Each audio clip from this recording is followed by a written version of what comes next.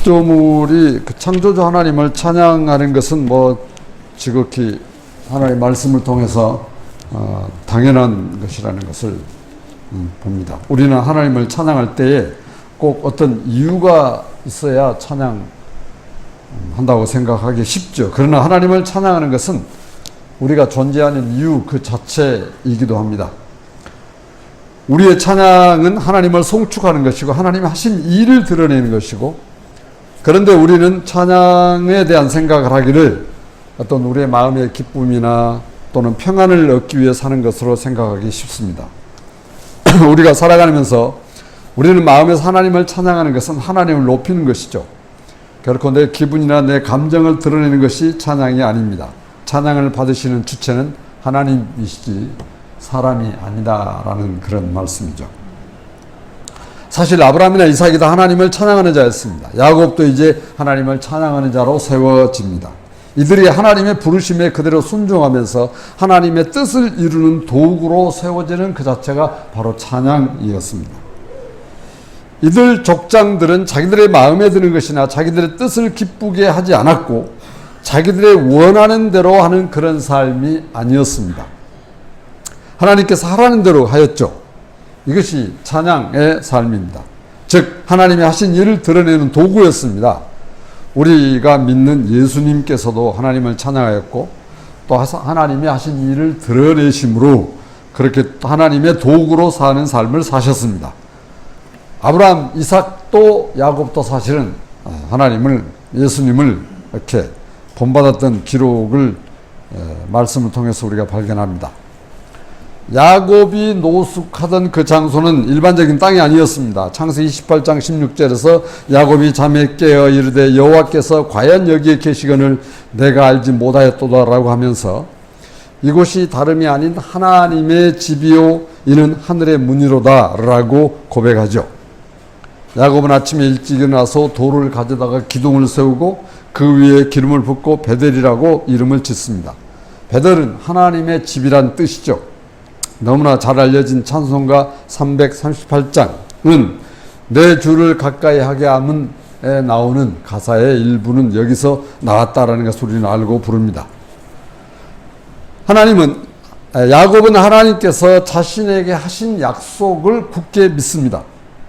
창세기 28장 15절에서 내가 너와 함께서 내가 어디로 가든지 너를 지키며 너를 이끌어 이 땅으로 돌아오게 할지라 내가 내게 허락한 것을 다 이루기까지 너를 떠나지 아니하리라 라고 하셨죠. 이것은 하나님께서 야곱에게 주시는 언약과 약속입니다. 그리고 우리는 이것이 바로 믿음이라는 것을 확신합니다. 야곱이 이 말씀을 붙들고 하란으로 향해 갔습니다. 이 길은 어떤 길이냐? 자기 어머니를 아브라함이 종이 데리러 갔던 그런 길이죠. 야곱은 지금 어머니 리브가의 친정, 즉 야곱의 외가가 있는 곳으로 지금 향하고 있습니다. 29장 1절을 보시면 야곱의 길을 떠나 동방 사람의 땅에 이르러 라고 자세한 설명이 없지만 야곱이 어떻든 길을 떠나서 매우 힘들고 어려운 길을 걸어갔던 것을 우리가 발견하고 도착했던 것을 보여주고 있습니다. 그 가는 길은 하나님의 인도하심이었습니다. 자, 창세기 29장 2절 3절을 함께 보겠습니다. 창세기 29장 2, 3절입니다. 시작. 본즉 들에 우물이 있고 그 곁에 양세 떼가 누워 있으니 이는 목자들이 그 우물에서 양떼에게 물을 먹임이라. 큰 돌로 우물 아귀를 덮었다가 모든 떼가 모이면 그들이 우물 아귀에서 돌을 옮기고 그 양떼에게 물을 먹이고는 우물 아귀 그 자리에 다시 그 돌을 덮더라. 대부분의 중동 지역은 지금도 그렇습니다만 물이 대단히 귀하다는 것을 보여주죠. 물은 동식물에 있어서 생명과 직결됩니다. 그래서 이러한 그 물은 성경에서 종종 말씀으로 비유되기도 합니다. 야곱의 외가 밧단 아람에 도착하여 보니 우물이 있고 그 곁에 양 세 떼가 누워 있었는데 목자들이 지금 양을 돌보면서 기다리고 있는 상황이었어요. 그 지역이 하란이라는 성읍은 대표적인 그 지역의 도시였다고 합니다. 이러한 하란은 어머니 리브가의 외가가 있었죠. 자, 4절, 5절, 6절을 함께 보겠습니다. 4절, 5절, 6절을 같이 보십니다. 시작. 야곱이 그들에게 이르되 내 형제여 어디서 왔느냐? 그들이 이르되 하란에서 왔노라. 야곱이 그들에게 이르되 너희가 나홀의 손자 라반을 아느냐? 그들이 이르되 아노라. 야곱이 그들에게 이르되 그가 평안하냐? 이르되 평안하니라. 그의 딸 라헬이 지금 양을 몰고 오느니라. 일단 만나는 사람의 신원을 확인해야죠. 우리 그러잖아요. 처음 사람 만나게 되면 저 사람 누군가 굉장히 궁금함이 있다라는 것을 여러분 다 경험하시잖아요. 그래서 그 무리들에게, 목자들에게 묻고 답하고 하는 그런 그 야곱의 모습을 보여주고 있는데, 그 목자들을 통해서 목자들에게 자기가 가는 장소와 만나야 할 사람을 말하게 되자 그렇게 말하는 것에 대한 그 목자들의 대답은 더 놀라운 정보까지 이렇게 알려주는 것이었습니다. 그래서 아느냐? 안다. 근데 그 딸이 지금 양을 몰고 이리 오고 있다. 이거예요. 우선 야곱은 라반이 평안을 묻고 또 목자들이 라반의 평안할 뿐 아니라 그 딸이 양을 몰고 이곳으로 오고 있다는 소식까지 듣습니다. 자, 7절, 8절 한번 보실까요? 7절, 8절. 시작. 야곱이 이르되 해가 아직 높은즉 가축 모일 때가 아니니 양에게 물을 먹이고 가서 풀을 뜯게 하라. 그들이 이르되 우리가 그리하지 못하겠노라. 때가 다 모이고 목자들이 우물 아귀에서 돌을 옮겨야 우리가 양에게 물을 먹이느니라. 그래서 양의 물을 먹이는 시간은 정해졌던 것으로 보입니다. 그냥 한 목자가 자기 양들만 먹이고 이렇게 하는 게 아니고 돌이 워낙 무겁기 때문에, 그래서 모든 목자들이, 양치는 목자들이 함께 물을 먹이는 시간이 정해졌던 것으로 보이고, 그래서 지금 먼저 도착한 세 사람은 기다리고 있고 다음 올 사람들을 이렇게 기다리고 있고, 그래서 라헬도 자기 아버지 양떼를 데리고 지금 물을 먹이러 이렇게 오고 있다라는 상황을 보여주고 있습니다. 그런데 야곱이 뭐라고 그러냐? 자기 외삼촌의 딸이 온다고 하니까 그럼 여기 있는 목자들을 빨리 물을 먹여서 보내야겠다는 생각이 들었던 것 같습니다. 그러니까 갈 수 없다. 다 모여야 우리가 물을 먹는다. 그런 그 상황이죠. 그렇게 실랑이를 벌이고 있는데 라헬이 양떼를 데리고 이렇게 우물 가까이 왔습니다. 9절을 한번 보시죠. 9절. 시작. 야곱이 그들과 말하는 동안에 라헬이 그의 아버지 양과 함께 오니 그가 그의 양들을 치고 있었기 때문이더라. 대부분의 목자는 남자인 것을 우리가 알죠. 근데 라헬은 그 라반의 자기 아버지 집의 성격상 뭐 아들들이, 오빠들이나 남동생이 없었던 건 아닌 것 같습니다. 뒤에 가보면. 그렇지만 이제 그 손이 부족했던 관계로 라헬도 양을 치는 그런 목자로서 목녀가 되겠습니다. 목녀. 목동이 아니라. 이렇게 이제 양을 치는 그런 상황이었던 것을 볼 수 있어요. 야곱이 참 놀랍죠. 그 라헬과 양떼들이 나타나자 10절, 11절에서 아주 돌발적인 행동을 합니다. 야곱이.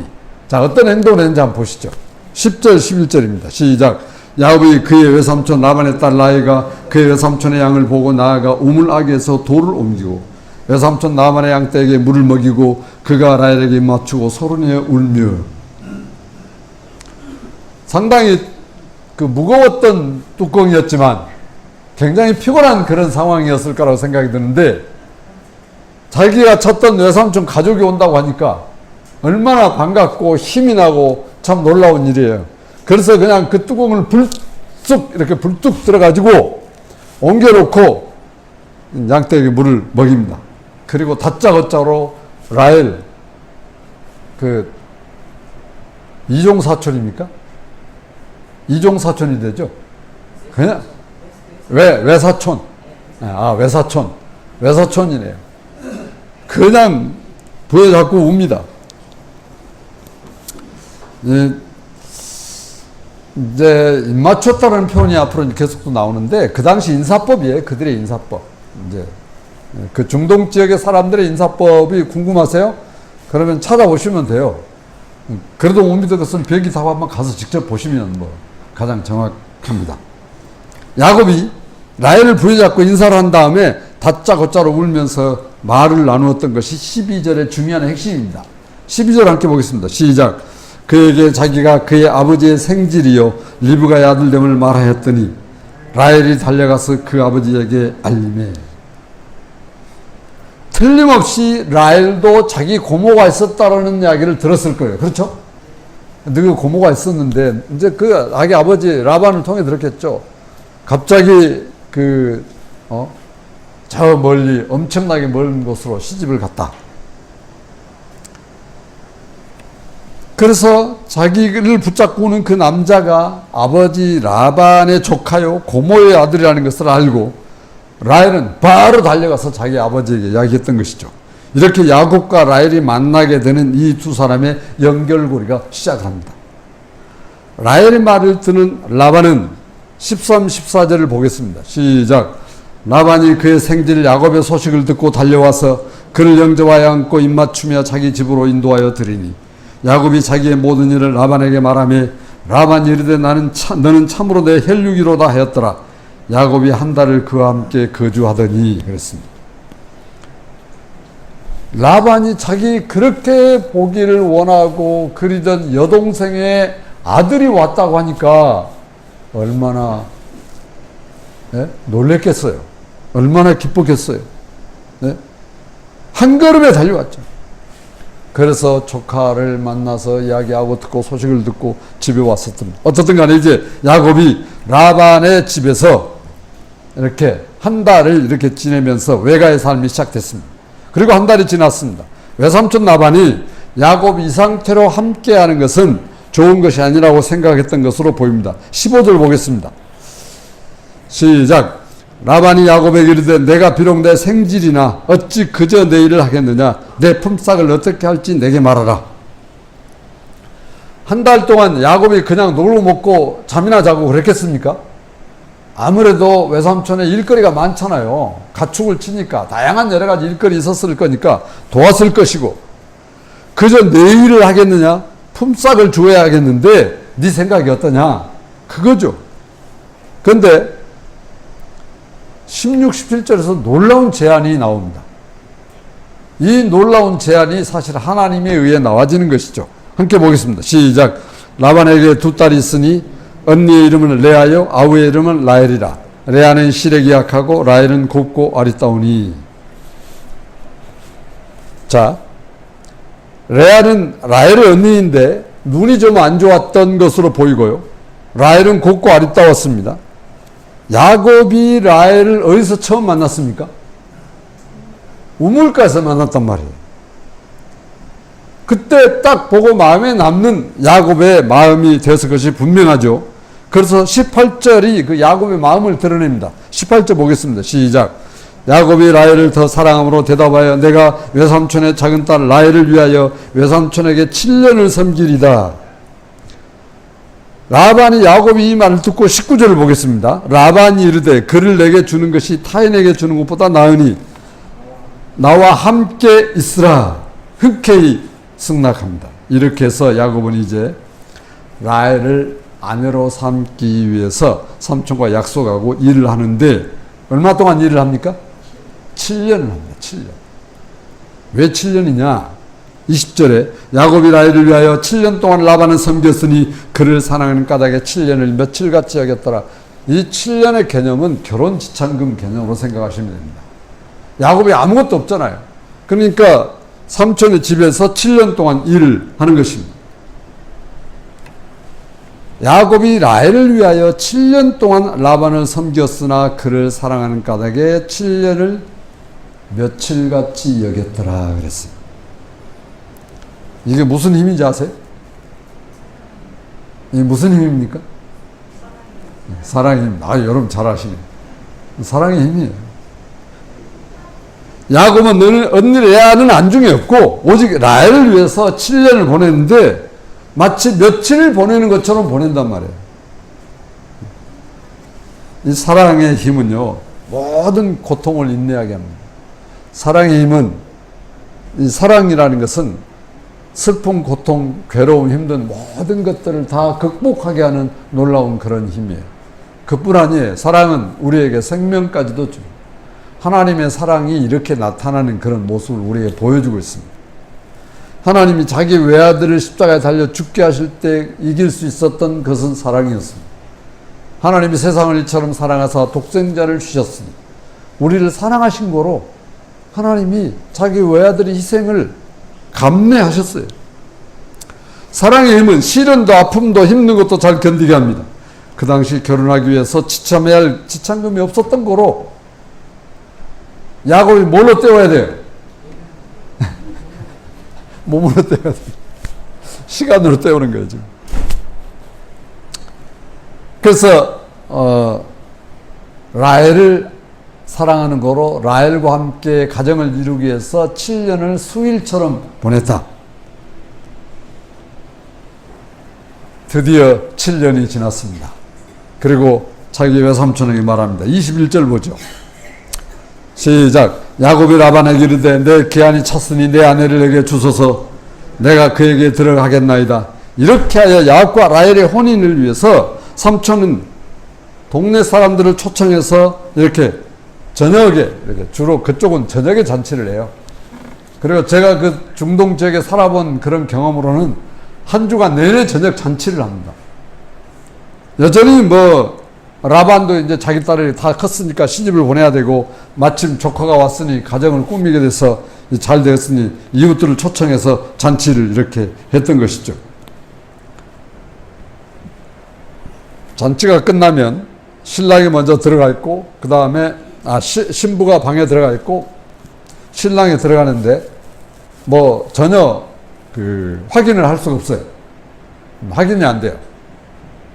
그런 모습을 25절에서 볼 수 있습니다. 25절을 보겠습니다. 시작. 야곱이 아침에 보니 레아라 라반에게 이르되 외삼촌이 어찌하여 내게 이같이 행하셨나이까? 내가 라헬을 위하여 외삼촌을 섬기지 아니하였나이까? 외삼촌이 나를 속이시면 어찌 됨이니까? 아침에 일어나고 보니까 야곱이 신부가 바뀐 거예요. 이런 일이 어디 있어요? 네? 라헬인 줄 알았는데 레아였다는 말이죠. 야곱이 결혼 사기 당했습니다. 결혼 사기 당했어요, 지금요.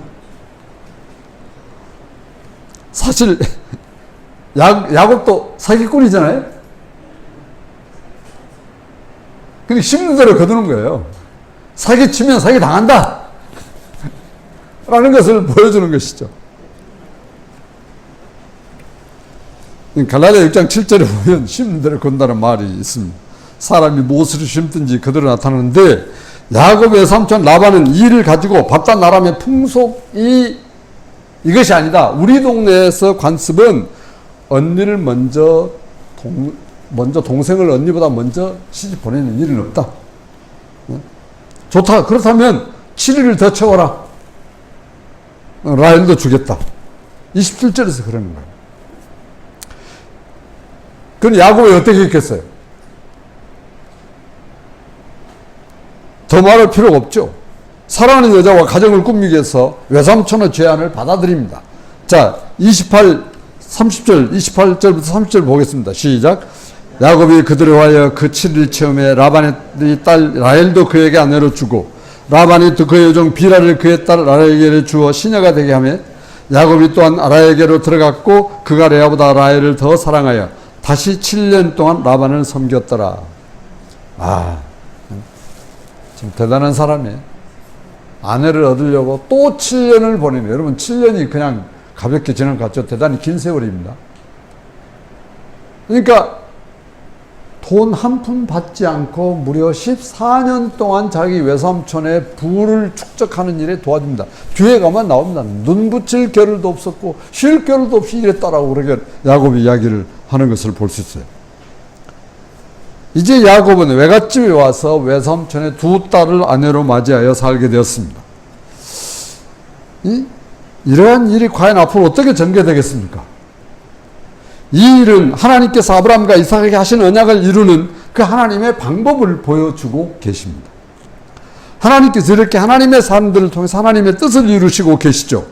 물론 14년을 지내고 나서 라헬과 혼인하는 것이 아니라고 보여집니다. 레아와 혼인하고 얼마 후에 다시 이렇게 라헬과 혼인하는 것으로 창세기 29장 28절 30절을 우리가 좀 이렇게 유추해 볼 수 있습니다. 하나님은 항상 공평하십니다. 그리고 하나님은 선하시고 의로우신 분이시죠. 하나님의 인자하심이 레아에게 나타납니다. 31절을 보시면 여호와께서 레아가 사랑받지 못함을 그의 보시고 그의 태를 여섰으나 라헬은 자녀가 없었더라. 레아는 남편의 사랑을 받지 못했습니다. 그 남편의 사랑을 받지 못하는 레아의 마음이 어떻겠어요? 그 동생만 사랑하는 그 남편이라고 하는 뭐라고 해야 되나? 작자라고 해야 되나? 놈이라고 해야 되나? 뭐라고 해야 되나? 얼마나 힘들었겠어요. 그냥 저런 말씀 보고 한번 생각해 본 겁니다. 제가 여자가 아니니까 잘 몰라요. 자, 그래서 하나님께서 레아에게 어떤 일을 일으키십니까? 또 라헬에게는 어떤 일이 일어났습니까? 참 놀라운 그래서 레아가 첫 아들 르우벤을 낳습니다. 하나님이 태를 여서 아이를 갖게 했으니까요. 29장 32절을 보시면 여호와께서 나의 괴로움을 돌보셨으니, 야곱과 레아 사이에 남아있는 게 뭐라고요? 야곱과 레아 사이에 남은 게 뭐예요? 아니, 나오잖아요. 괴로움이라는 말이에요. 남편과 아내 사이에 남는 게 괴로움이다? 하나님이 그걸 어떻게 하셨어요? 돌보셨어요. 우리가 이 세상을 살면서, 이 땅에 살면서 그리스도인으로 하나님의 자녀로 살면서 많은 힘들고 어려운 일들이 있어요. 우리가 불신자들과 다른 건 뭡니까? 우리 힘들고 어렵고 괴롭고 다양한 것들을 돌보아 주시는 분이 계시다는 사실이에요. 여러분을 돌보아 주시는 분이 누구세요? 여호와께서 나의 괴로움을 돌보셨으니 이제는 내 남편이 나를 사랑하리로다. 계속해서 낳는 그 아들들마다 남편과의 관계가 다시 회복되기를 간절히 바라는 레아의 마음이 나타나 있습니다. 이것은 라헬만 끼고 도는 남편의 야곱의 마음을 하나님께서 돌이켜 주시기를 바라는 간절한 마음을 드러내는 것이죠. 둘째 시므온을 낳습니다. 33절 보시면 여호와께서 내가 사랑받지 못함을 들으셨으므로 내게 이 아들을 주셨도다. 결국 라헬은 하나님께 호소하고 하나님께 이 문제를 해결해 주시기를 바라는 것이죠. 셋째 아들을 출산합니다. 34절에 내가 그에게 새 아들을 낳았으니 내 남편이 지금부터 나와 연합하리로다. 네 번째 아들 유다를 출산하고 35절에서 내가 이제는 여호와를 찬송하리로다 하여 하나님을 찬양하는 것으로 아들을 통한 남편의 마음을 돌이켜 주시기를 바라는 레아의 마음을 드러내주고 있습니다. 하나님이 보시는 시선은 야곱의 첫 부인이 누구예요? 레아예요. 그러나 레아의 입장에서 보는 것은 동생만 끼고 도는 남편을 보는 야속함. 레아의 마음이 하나님을 향한 그 믿음이 남편에 의해서 이렇게 가려지는 것을 우리가 발견해 볼 수 있어요. 우리의 많은 여러 가지 일들이 있습니다. 그 일들을 더 덮어버리는 어떤 큰 일이 있을 수 있는 것이죠. 레아는 지금 정말 레아가 믿음이 있었고 하나님을 향한 그런 소망이 있었다고 한다면 그래 너 둘이 잘 살아봐라 하고 얼마든지 레아에게 하나님께서 믿음으로 이러한 일들을 진행할 수 있었던 것이죠. 어쨌든 간에 레아는 자기의 문제를 가지고 하나님께 해결해 주기를 바라는 마음으로 4명의 아들들의 이름을 이렇게 짓는 것을 볼 수 있습니다. 보편적으로 중동 지역에서 특히 이스라엘에서는요, 아들, 딸들의 이름을 지을 때에 그 부모의 믿음을 보통 드러낸다고 그래요. 그래서 이름이 굉장히 중요한 의미를 지닌 건데, 레아가 네 아들을 낳고 그 아들을 이름을 지을 때 다 자신의 사정과 자신의 어려움을 하나님께 향해 있고 하나님께 사정하고 하나님의 도움을 바라는 그런 상황인 것을 우리에게 오늘 보여주고 있습니다. 이렇게 언니와 동생이 한 남자와 결혼하고는 많은 문제를 만들어내고 있습니다. 피차의 남편을 서로 차지하기 위한 싸움이 계속되는 셈이죠. 한편 야곱의 입장에선 이게 보통 괴로운 일이 아니지 않겠습니까? 그러나 우리는 여기서 이러한 모든 일을 이루시는 분이 누구냐? 하나님이세요. 하나님께서 하시는 일은 다 뜻이 있고 하나님의 계획이 있습니다. 우리는 눈에 보이는 현상으로 평가하고 생각하기 쉬운 존재입니다. 대부분의 우리 사람들은 어떻습니까? 내 눈에 보이는 현상만을 가지고 평가하고 말하고 규정하고 자기가 생각을 결론 짓고 있는 그런 경우를 많이 볼 수 있어요. 그러나 하나님께서는 이러한 일을 통해서 아브라함에게 이삭에게 하신 약속을 이루어 가시는 과정을 우리에게 보여주십니다. 그래서 하나님은 찬양 받으시기에 합당하십니다. 그래서 하나님이 영광 받으시기에 합당하시고 하나님께서 이 모든 일을 아버지 하나님의 뜻대로 이루어 가시기에 합당하십니다. 그 아버지의 놀라운 뜻을 완성하실 분이 누구냐? 예수 그리스도십니다. 여전히 예수 그리스도는 여러분을 통해서 하나님 아버지의 뜻을 이루어 가시기 위해서 십자가에 달려 죽으셨고 부활하셨고 지금 하나님 우편에 계시다는 사실을 우리가 아셔야 됩니다. 레아의 네 번째 아들은 모든 것을 하나님께 맡기는 믿음을 보여주죠. 이것이 바로 하나님을 찬양하는 고백입니다. 하나님의 뜻은 이렇게 레아를 통해서 이루어져 가는데 레아의 네 번째 아들이 누군지 아시죠? 유다입니다. 예수 그리스도께서 유다의 계보를 통해서 오셨어요.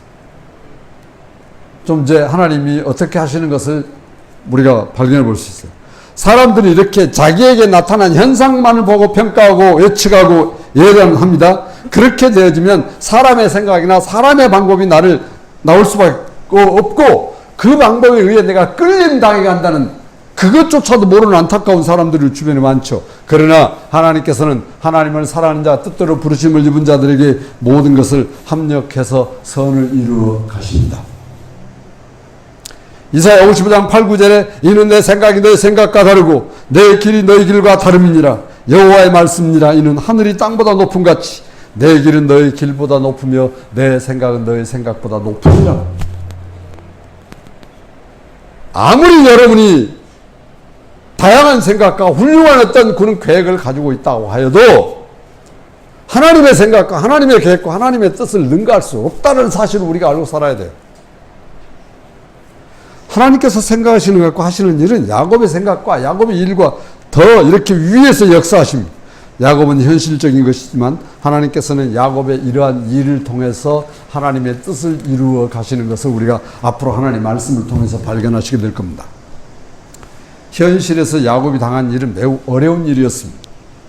형을 속이고 죽임을 당하지 않으려고 위협을 피해 외가로 와서 지내는 동안 두 아내까지 얻고 네 아들을 얻는 상황에 지금 직면했습니다. 그러나 하나님께서 하시는 생각과 일은 야곱의 생각과 일보다 훨씬 높아서 하늘과 땅 차이가 되는 것을 보여주시죠. 앞으로 하나님께서 어떻게 하실 것을 우리는 믿음으로 봐야 됩니다. 아버지 이삭의 축복을 받은 야곱은 어머니의 의견을 따라 말을 따라서 외가로 형을 피해서 새로운 길을 떠납니다. 그리고 하나님의 인도를 따라 외가에 도착해서 외삼촌과 계약을 맺죠. 한 달 동안 외가에 지내면서 외삼촌의 제안에 품삯을 정하는 과정에서 라헬을 아내로 삼도록 약속을 하고, 그러나 그 약속은 삼촌에 의해 라헬의 언니와 먼저 결혼을 할 수밖에 없었던 그런 상황을 통해서 14년 동안 지내게 되어집니다. 하나님은 야곱에게 사랑을 받지 못하는 레아를 통해서 4명의 아들을 생산하게 하시고 앞으로 또 2명 더 생산케 하십니다. 레아는 하나님의 도우심으로 남편이 자기에게 향하도록 하는 마음을 아들의 이름들을 통해 드러냅니다. 4번째 아들 유다를 통해서 하나님을 찬양하는 레아의 마음을 드러냅니다. 대부분의 엄마와 아빠들은 자녀들의 이름을 지을 때에 의미를 부여하죠. 이제 레아는 하나님을 찬양합니다. 레아의 모습을 통해서 볼 때 연약함이 있지만 하나님께서 자신에게 이루어 주신 일의 도구로 쓰임 받습니다. 찬양은 이렇게 하나님이 하신 일을 드러내고 기리면서 하나님을 높이는 것입니다. 오늘도 우리의 삶이란 하나님을 찬양하는 삶이야죠. 내 감정으로, 내 중심으로 나의 마음을 기쁘게 하고 이 찬양을 통해서 나를 좋게 하고 내가 눈물이 나게 하고 이 찬양 부를 때 내가 힘이 나고, 아니에요. 그냥 우리는 하나님을 높이는 거예요. 그냥 우리는 하나님이 하신 일을 드러내는 거예요. 그냥 우리는 하나님께서 나에게 이루신 일을 기뻐하고 감사하는 거예요. 감사하면은 그냥 찬양 나와지고, 어떤 찬양이든 그 찬양을 통해서 예수 그리스도를 높이게 되고 하나님이 하신 일을 나타내게 되고 기리게 되는 것이죠. 이것이 하나님을 향한 마음이요, 믿음이요, 신앙입니다. 예수님께서 하나님을 찬양하셨습니다. 물론 예수님도 찬양 받으실 분이시죠. 그래서 그리스도가 주님인 성도들의 삶은 항상 찬양하는 삶이 계속 되어집니다. 예수님이 그렇게 하셨습니다. 예수님의 기도 가운데서 그렇게 찬양하는, 하나님을 높이는 말이 나와졌습니다. 우리 그리스도인들, 예수를 믿는 모든 그리스도인들의 삶의 언어나 또는 행동이나 모든 일을 통해서 하나님을 높이고 하나님께서 나에게 이루신 엄청난 일을, 하나님이 예수 그리스도를 나를 보내셔서 나로 하여금 새로운 피조물로 되게 하신 이 어마어마한 일을 하나님 높이지 않을 수 없어요. 하나님이 하신 일을 이웃에게 말하지 않을 수 없어요. 그래서 찬양이 나왔죠. 혼자서도, 집에서, 어떤 길을 가든, 어떤 상황이든 하나님이 하신 일을 인해 감사해요. 하나님이 나를 불러주시고 뽑아주시고 세워주셨다는 놀라운 은혜. 네? 마음이 북받쳐서 하나님을 찬양하지 않을 수가 없습니다. 우리 사랑교회 형제자매들이 이렇게 하나님을 찬양하는 자로 세워지면 계속해서 하나님께서 우리를 통해서 하나님의 놀라운 뜻을 이루어 가실 줄로 믿습니다. 기도하겠습니다.